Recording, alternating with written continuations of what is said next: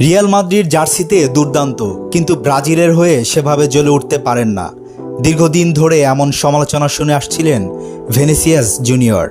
তবে এবার সেই সমালোচনার জবাব দিলেন মাঠেই। মরক্কো বিপক্ষে ব্রাজিলের বিশ্বকাপ ম্যাচে দলের খেলা যখন ছন্দহীন, তখন ৩২ মিনিটে অসাধারণ এক গোল করে ব্রাজিলকে ম্যাচ ফেরান ভিনি।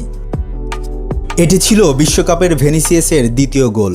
তবে শুধু গোল নয়, পুরো ম্যাচ জুড়েই ছিল তার সক্রিয় উপস্থিতি। কখনো মিডফিল্ডে নেমে খেলা গুছিয়েছেন, কখনো ডান বাম প্রান্ত বদলে আক্রমণে গতি এনেছেন। আবার বল হারানো প্রতিপক্ষের কাছ থেকে তা ফিরিয়ে আনতেও দেখা গেছে তাকে। ম্যাচ সেরা হলেও পারফরম্যান্সে পুরোপুরি সন্তুষ্ট নন ব্রাজিলিয়ান এই তারকা।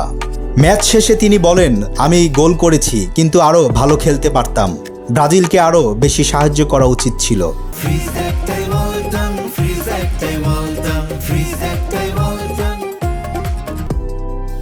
শুধু মাঠে নয়, মাঠের বাইরেও দেখিয়েছেন জাতীয় দলের প্রতি নিজের অঙ্গীকার।